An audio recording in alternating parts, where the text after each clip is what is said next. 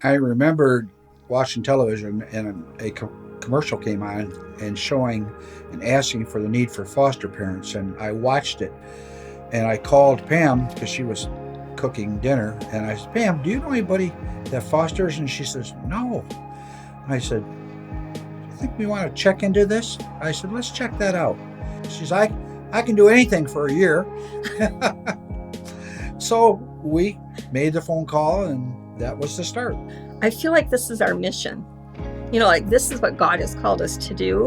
And the difference between a mission field and fostering is that we bring our mission field into our home.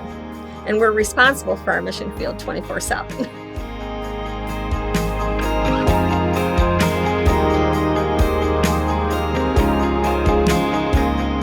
The goal is always for the kiddos to go home. That is the goal, and we keep that right up there on number one. And reunification is plan A always, but then we also have to have a plan B in case that doesn't happen, because the goal is to provide permanency for our kids as quick as possible. It makes their time easier with us when they see us getting along with their parents, because they know we care about their parents as much as we do them. We want to make the parents feel like they are still parenting their children, like they're still important in their kids' life.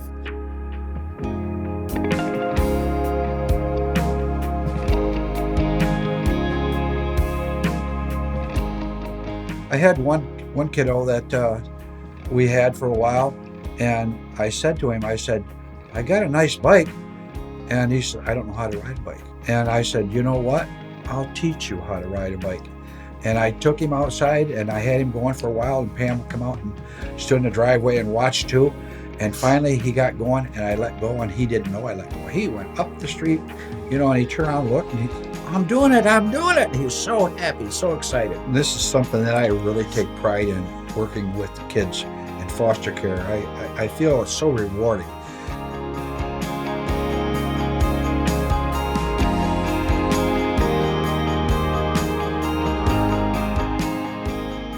There are struggles at times where it's tough, but we learned early on not to beat yourself up for the things you can't control. I think when kids have those traumatic experiences, they come into your home and then they display behaviors that don't make sense. So, like you feel like it's out of nowhere, but it's not. And when you just stop for a minute and say what happened just before that behavior, that's going to help you find their trigger. That's why it's so important to pause for a minute and question. Get curious about your kid's behavior. What is behind that behavior? It might seem like it's out of the blue to you, but it's probably not. So I always like to say, ask questions about your kid's behavior before you respond. Practice the pause, as they say.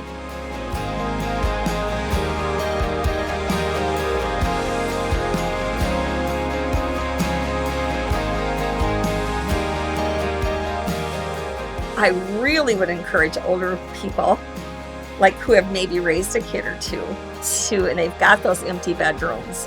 They've got that time to explore it. And as a foster parent, you will be trained and equipped to handle almost everything. There are some things that's going to come up that it's a surprise. How do we deal with this? Don't be afraid to call your caseworker. They're there to help you through any tough times or hard times. And if you just feel like you need to talk, give them a phone call. That kind of support from Bethany, we love and have always been so happy to count on that kind of support. You can trust Bethany.